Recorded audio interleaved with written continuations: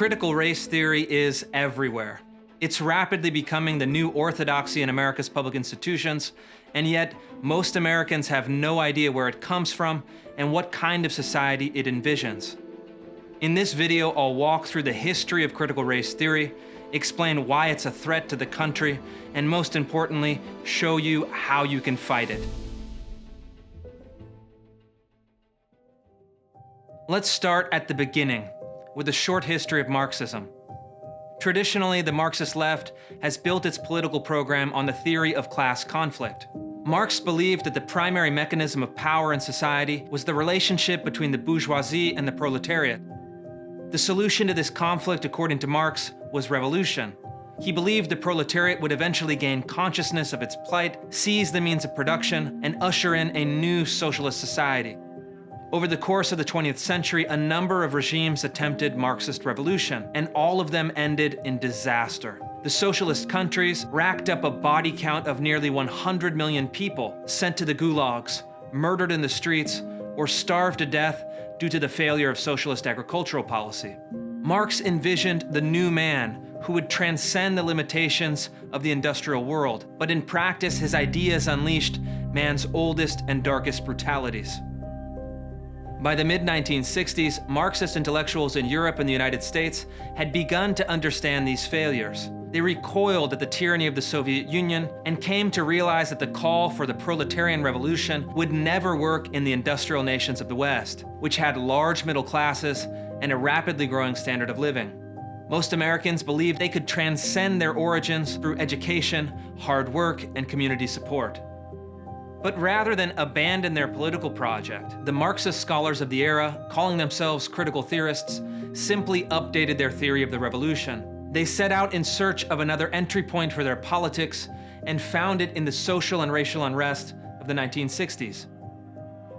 Over the course of the decade, the critical theorists gradually abandoned the old economic dialectic of bourgeoisie and proletariat and replaced it with a new racial dialectic of white and black. This provided the ideological basis for the radical movements of the era, including the Communist Party USA, the Black Panthers, the Black Liberation Army, and the Weather Underground. The vision of the critical theorists and the racial revolutionaries, however, eventually lost out to the vision of the Civil Rights Movement and Lyndon Johnson's Great Society, which promised the fulfillment of the American ideal of equality under the law and to alleviate poverty through government action. The radicals sought to overthrow the American regime, but most Americans simply wanted to improve it. But this too was destined for disappointment on the left. In the following 30 years, the left became disillusioned with the idea of equality under the law and with the anti-poverty programs of the Great Society, which failed to reduce poverty and social pathologies despite trillions in public spending. For many of the intellectuals on the left, the entire project of colorblindness, meritocracy, private property, and individual rights came to be seen as a failure. So they went back to the drawing board and increasingly sought to revive the most radical strands of Marxist thought from the previous generation.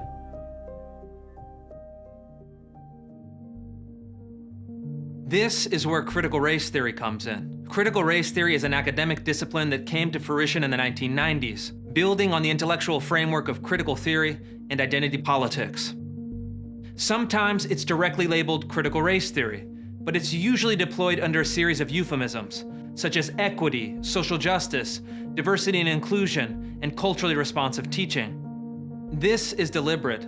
The critical race theorists are masters of language construction and realize that neo-Marxism would be a hard sell to the American public. But equity is soft, persuasive, non-threatening, and easily confused with the American principle of equality. But the distinction between these two words, equality and equity, is vast and crucially important. Equality is the idea that was first proclaimed in the Declaration of Independence, consecrated in blood during the Civil War, and codified into law with the 14th and 15th Amendments and the Civil Rights Act and the Voting Rights Act of the mid-1960s. But the critical race theorists explicitly reject this vision, arguing that equality under the law is camouflage for white supremacy, patriarchy, and naked racial oppression. In their academic work, they've directly attacked the principles of non-discrimination, colorblindness, individual rights, private property, school integration, freedom of speech, and meritocracy.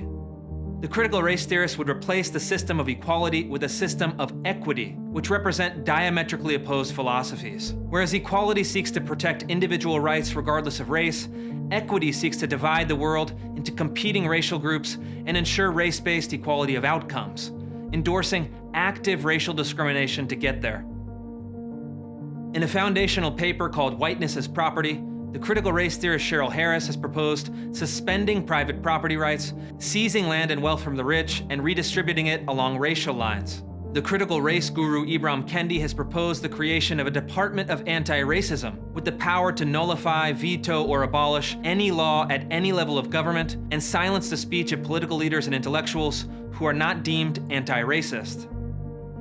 The new department would be unaccountable to voters, the executive, or the legislature. In other words, it would become an all-powerful fourth branch of government and mean the end of the federalist system. Finally, like the critical theorists before them, the critical race theorists would abolish the economic system of capitalism and replace it with an economic system of collectivism. According to Kendi, in order to truly be anti-racist, you also have to truly be anti-capitalist.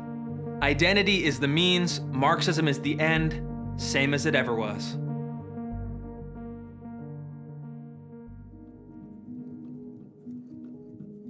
So how does this ideology translate into real-world practice?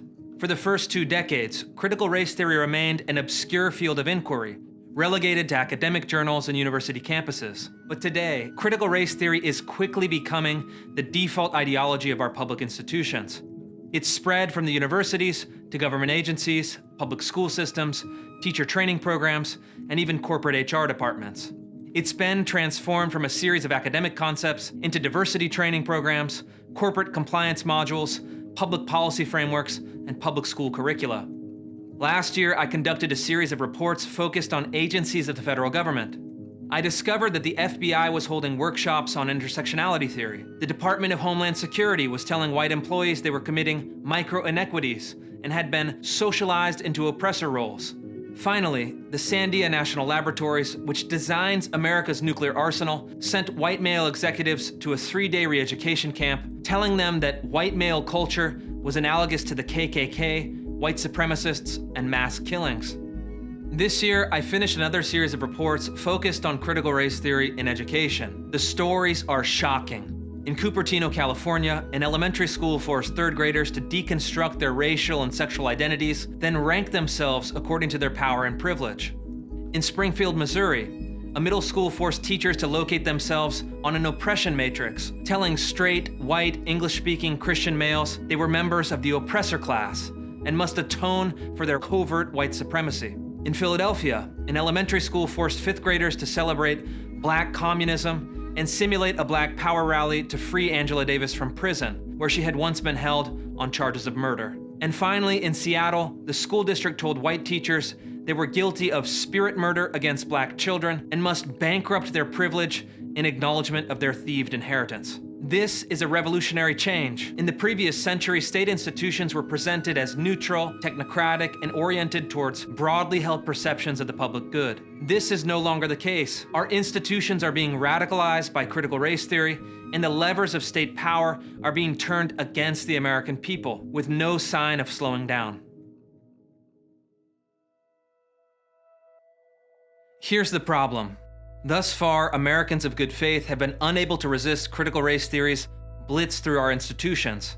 There are 4 main reasons for this. First, most Americans have developed an acute fear of speaking about sensitive social and political issues, especially race. According to a recent Gallup poll, 52% of liberals, 64% of moderates, and 77% of conservatives are scared to share their political beliefs in public. They're afraid to get mobbed on social media, fired from their job, or berated by the institutions. So they simply remain quiet, which cedes the territory to the most intolerant voices who can dominate the public conversation and install their ideology in the country's schools, government agencies, and corporations. And consequently, these institutions become monocultures, dogmatic, intolerant, suspicious, and hostile to a diversity of beliefs. The Equity and Inclusion Department is established in the name of a social good, but in practice serves as a political office, enforcing the new orthodoxy and punishing any dissent. Second, The critical race theorists have constructed their argument like a mousetrap. They claim that any disagreement with their program is simply evidence of the dissenters' white fragility, unconscious bias, or internalized white supremacy. They project this idea of false consciousness on all of their opponents. They transform principled disagreement into evidence of guilt. I've seen this play out dozens of times in my reporting. Diversity trainers will make an outrageous claim, such as, all whites are intrinsically oppressors, or white teachers are guilty of spirit-murdering black children, and then flat out refuse to consider any evidence to the contrary. If they're confronted, they'll adopt a tone of patronizing concern and explain that participants are feeling white denial and reacting out of guilt and shame. The dissenters are instructed to remain silent, lean into the discomfort, and accept their complicity in white supremacy. Thus, the mousetrap is shut and the program continues without interruption. Third, many liberals, moderates, and conservatives have failed to separate critical race theory's premise from its conclusion. The premise of critical race theory is quite simple. America has a history of slavery, racism, and injustice, and we should examine the relationship between racism, power, and society. This is undoubtedly true. Nobody taking an honest look at American history could deny it. But the critical race theorist's conclusion that the American regime is irredeemably racist and must be overthrown through moral, political, and economic revolution is false. But the critical race theorists use their premise as a bludgeon, bullying people into accepting their conclusions. This is dishonest and manipulative. It's entirely logical and moral to accept the premise that the United States has a history of racial injustice, and even that residual racism is still a pernicious force in American society, but reject the critical race theorist political program, which, as we've seen, is little more than repackaged 1960s-style Marxism. Finally, the writers and activists who've had the courage to speak out against critical race theory have often fought on purely theoretical terms, pointing out critical race theory's flawed logic, internal contradictions, and bad history. These are all worthy criticisms, but they move the debate into the realm of the academic and the abstract, which is friendly terrain for the critical race theorists and absolves them from grappling with the practical and tangible consequences of their philosophy. We shouldn't challenge the critical race theorists to debate the finer points of Marx and Marcuse. We must confront them with the reality that they're creating. Do they support schools separating third graders into oppressor and oppressed? Do they support a curriculum teaching that all white people perpetuate systemic racism? Do they support schools instructing white parents to become white traitors and advocate for white abolition? Do they believe that counter-genocide is a solution to America's problems? These are all real-world examples from my investigative reporting, and a better challenge to critical race theory than 1,000 academic papers. The real test for the critical race theorists is not to defend their ideas as abstractions, but to defend the real-world impact of their ideas. And this brings us to the key point. Critical race theory is no longer a phenomenon of the mind. It's a phenomenon of political power. If we want to successfully oppose this new orthodoxy, we must seek to change the structures that have enabled it into being. We must address politics as politics and confront power as power. So this is the task: to defeat the ideology of critical race theory and reassert the American ideals of freedom and equality. There are 4 ways we can accomplish this: public policy, civil rights lawsuits, grassroots mobilization, and winning the public debate. First, we can and must fight critical race theory in the domain of public policy. And in fact, we're already doing this. Last year, my reporting led President Trump to issue an executive order banning critical race theory-based training programs from the federal government. President Biden rescinded this order on his first day in office, but it provided a model for red state governors and legislators who want to protect their citizens from race essentialism, collective guilt, and neo-segregation. Governor Ron DeSantis has banned critical race theory in Florida's K-12 curriculum, and red states have introduced bills to achieve the same goal through legislation. Second, we must fight against critical race theory in the courts. To do this, I've launched a new legal coalition to stop public institutions from conducting programs that stereotype, scapegoat, or demean people on the basis of race. Our argument is that critical race theory is not only intellectually and morally bankrupt, but in practice violates existing law. It violates the First Amendment, which protects citizens from compelled speech, the 14th Amendment, which provides equal protection under the law, and the Civil Rights Act of 1964, which prohibits public institutions from discriminating on the basis of race. Eventually, one of our cases will reach the Supreme Court, and we'll win. Third, there's a bipartisan and multiracial coalition that's emerging to fight critical race theory at the grassroots level. Parents have begun fighting against racially divisive curricula in schools, and employees have begun speaking out against Orwellian practices in the workplace. Asian American parents in particular have been successful in pushing back at the local level. They've recognized that critical race theory poses a major threat to their children, categorizing them as oppressors, discriminating against them in college admissions, and punishing their success. In my reporting, many Chinese Americans told me that they survived the Cultural Revolution in their home country and refused to let it happen here in America. Finally, we must develop a new moral language on these issues and appeal to higher principles than our opponents. We must promote the true story of America, a story that is honest about injustices in our history, but places them in the context of our nation's highest ideals and the progress we've made towards realizing them.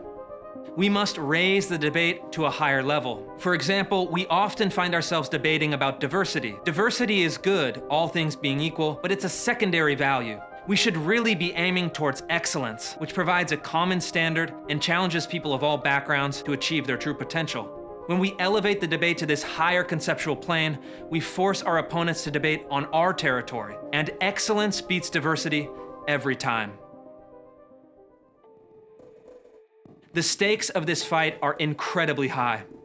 It's not an exaggeration to say that a governing regime based on critical race theory would mean the end of freedom and equality in America. According to their own policy prescriptions, the critical race theorists would limit or abolish the right to private property, freedom of speech, equal protection under the law, non-discrimination, free enterprise, and the federalist system of government. In its place, they would create a new regime of group-based rights, race-based redistribution of wealth, omnipotent bureaucratic authority, and active racial discrimination. It's not a program of reform. It's a program of revolution that rejects the founding principles and would overturn the premise of the Constitution. The secret to winning this fight is courage. This is the fundamental virtue required of our time. The courage to speak the truth, the courage to withstand epithets, the courage to face the mob. When enough of us do this, when we break through the wall of fear that prevents so many people from speaking out, the narrative of critical race theory will begin to crumble. It's easy to stop a lone dissenter. It's much more difficult to stop 10, 20, 100, 1,000, 1,000,000 people who stand up together. Truth and justice are on our side. If we can muster the courage, we will win.